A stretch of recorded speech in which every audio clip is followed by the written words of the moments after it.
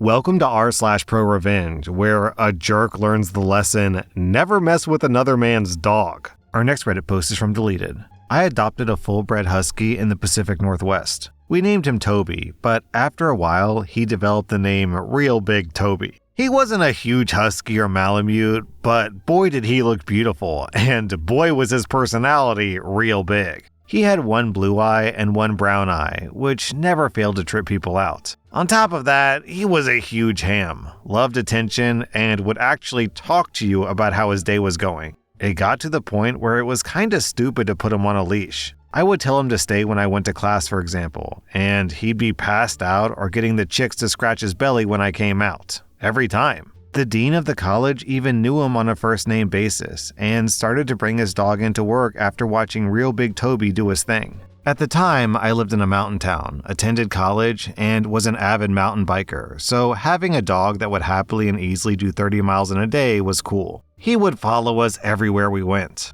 My mountain bike was my only source of transportation, so we became very in tune with one another. He was a husky after all, so you could tell that when he ran, that this was exactly what he was born to do. Toby was such a super good boy. He listened, paid attention, and never left my side. He had a seat designated for him on the deck at the local coffee shop, which meant you had to walk by him and try to resist giving him a scratch if you wanted to go inside. It got to the point where just about everyone in this fairly small town got to know Toby on a first-name basis. Every once in a while on mountain bike runs, we would get separated, or Toby would just get sidetracked on the way down a hill. It was such a small town that, in the few times it happened, he was back with me by the end of the day. The police all knew him from around town, the pound knew him, so if anyone called, they'd just give them my number. One day, it happened again. He got lost on the way down the hill. Only this time, he didn't come back. No call, nothing, for days. It got to the point where I started asking around town. If you've ever lived in a small town, you know that it's hard to keep a secret. After about a week, a friend says that he saw Toby, and he tracked the guy down and gave him my number. He never called. After searching and trying to find this guy, I finally got a breakthrough. He worked at the college. Now, I'm aware how stupid people can be when they receive an animal. And Toby was ripped. You could see his muscles bulging out through his fur. He didn't have an ounce of fat on him because, you guessed it, he was in excellent shape. I fed him mostly a raw diet, and what kibble he did get was the best that you could buy. The first thing out of this guy's mouth was to tell me that he's keeping my dog. You don't take care of him. You don't even feed him, and he's such a good dog. He'll be better off with me, he said. I became enraged. Well, like I mentioned, he worked at the school that I attended. I also mentioned the dean hammed it up with Toby on a nearly daily basis. I didn't mention that I had the dean's home number though, so a call Saturday morning resulted in Toby being returned to me later that day. This guy had the nerve to, along with Toby, bring me a 50-pound bag of the worst store brand of dog food you could buy. I bought you this so you could feed him. Rage. I came to find out this guy was in charge of a research project for the school. It was very easy to figure out where his office was. I went to his office with a plan of returning his food and chewing him out in front of his colleagues. He wasn't at his desk, so I did the most natural thing I could possibly do. I turned the 50-pound bag of dog food upside down on his desk, computer, stacks of papers to the point where it formed a perfect mountain on top of his keyboard. Truly an awesome sight. Knowing loose lips sink ships, I didn't tell anyone but my close friends. The school brought misconduct charges against me.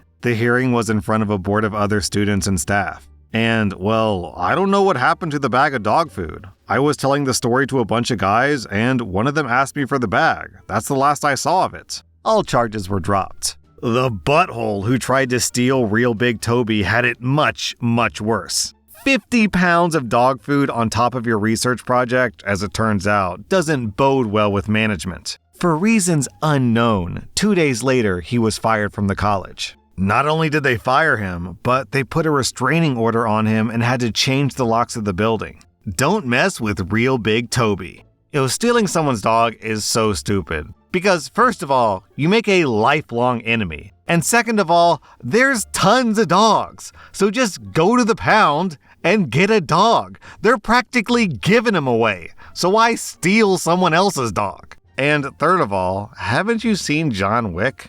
Our next Reddit post is from Chuck It Bucket. So I was a driver for Amazon. I'd been there for several months at this point and had developed a reputation of being very anal about vehicle maintenance. We aren't talking like washing them or whatnot, but cleaning out urine bottles, fixing broken wiper blades, installing lights to replace burnt out ones, or other stuff that would indicate you actually remotely care for your driver's well-being. Seriously, guys, I had a van once with no working lights of any kind, and the passenger side door fell off its hinges right in front of my dispatchers, and they still sent me out. Needless to say, some trips were better than others, but this particular time, well, it was a doozy. You see, friends, I was considered a problem driver by some for being obsessed with vehicles being kept road legal. I hadn't caused any issues other than this. We had dispatchers that were promoted up after a month, and this was after hitting mailboxes, cars, and other kinds of insanity, but I was always skipped over. This naturally irked me to no end, and I was looking for better within 6 months of starting.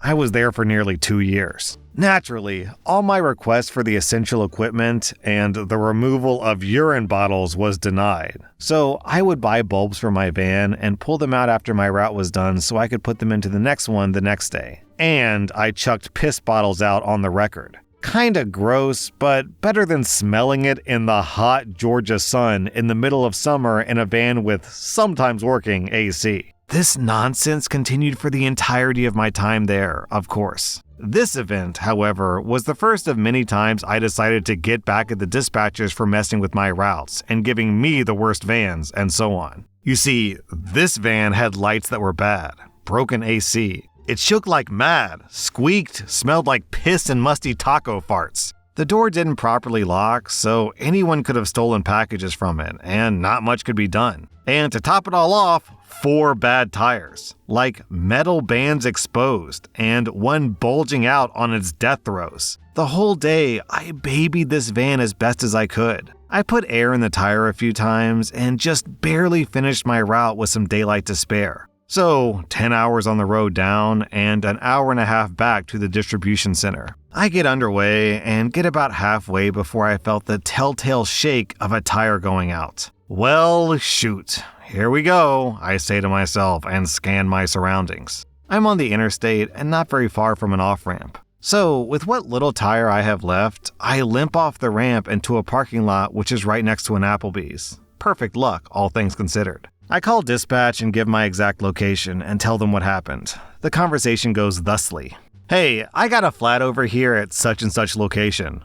What? How? Because you sent me out in a van that needed tires? Fine, whatever. Everyone's gone home, so you're gonna have to wait till I get there. Sure, that's fine. I'll stay clocked in then. You finished your route, so I don't see why you'd be on the clock. Because I'm still in command of this vehicle. I have the keys, and if you want me to give it back, you're gonna have to keep me on the clock. I'd called the company HR and explained everything before I called the dispatcher, and they assured me my time would be recorded. Fine, I have things to do tonight, so we gotta hurry up. Perfect. Time to screw with this guy. After giving him extremely vague directions while I enjoy a steak meal and a large beer, on the clock, no F's given anymore, he finally finds it. I go out there, and I see that he has brought the smallest, saddest, most not suitable for the task jack in the center. Well, get to it. You made me leave with this van, and you can change the tire. Nuh-uh, you were driving it and... Drivers are not allowed, as per company policy, to repair the van. This same guy had yelled at me previously for trying to do this with the bulbs. Only dispatch, management, maintenance, and the repair shop can repair the van. So I walk away to finish my meal while he tries to fix this flat with a jack barely able to lift the front of the vehicle and needed bricks and other items to even go high enough. In total, I wasted 4 hours of his time, cost him time to smoke up, and he missed the game that he apparently had money on.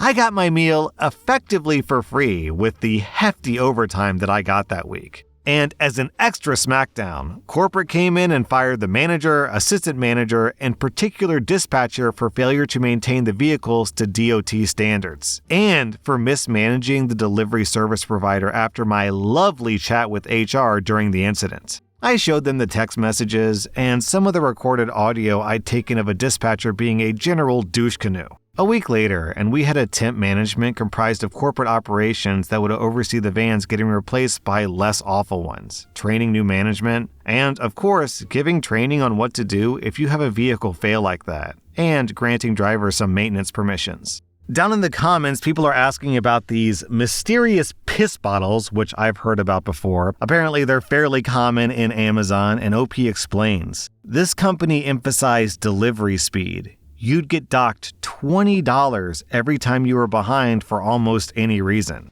So a lot of drivers would just piss in bottles. So that's a comforting thought. Almost every Amazon package you've ever picked up has probably recently been handled by someone who was just pissing into a Coca-Cola bottle. Our next Reddit post is from Chef. For background, I worked as a firefighter as an investigator for an independent department. Every day, the food duties change from firefighter to firefighter. It was my chief's turn to cook when this happened. My friend Bob worked as a general manager of a small grocery store. There was a long, empty space in front of the store marked with the following sign: "Emergency vehicles only. Enter entitled jerk." He had a nice-looking BMW car and always parked in the above spot every week. Bob told entitled jerk that he couldn't park there. "I can park wherever I effing want. I make more in a day than you make in a week." My friend calls me complaining about entitled jerk. I agree to go and watch the spot. I get into our utility truck, which had the department decals on the door and a single red light on the dash. I park in the emergency vehicles only spot. As I'm walking in, I hear, "You can't park there, that's my special spot." I turn and look at entitled jerk. "Excuse me," I say, "I'm on official duties and I can park there." I pointed to the decal on the door. Entitled jerk looks and says, "You can't be a firefighter, you're a girl. Move your truck and leave, you grunt." Now, I'm proud of my job. In a department of 2,000, I was one of 5 women in the department. I graduated top of my class. I have a shocked-looking expression on my face. I get really pissed off. I walk into my friend's office to get more information about his problem with entitled jerk. As Bob explains the continuous parking violations, I see a small notice on the fire suppression system that said the inspection was coming up. I smile as I got an idea. Cue the revenge. I get some information, leave Bob's office, and get into the truck heading back to the station. I arrive and head to my chief's office. I tell him of entitled jerk and what he said and how he parks. And my chief, a 6'6", 320-pound Samoan who sees everyone as family, his face gets bright red. I explain my idea and he gets very happy. He rushes out and calls a station meeting. I lay out my idea. We send out the station to do a fire drill/inspection by sending the old truck and one engine to the store. My friend will call the station the next time entitled jerk parks in the fire lane. Skip to 2 weeks later, Bob called the station saying that entitled jerk had just parked. As I'm thanking him, I hear his fire alarm go off.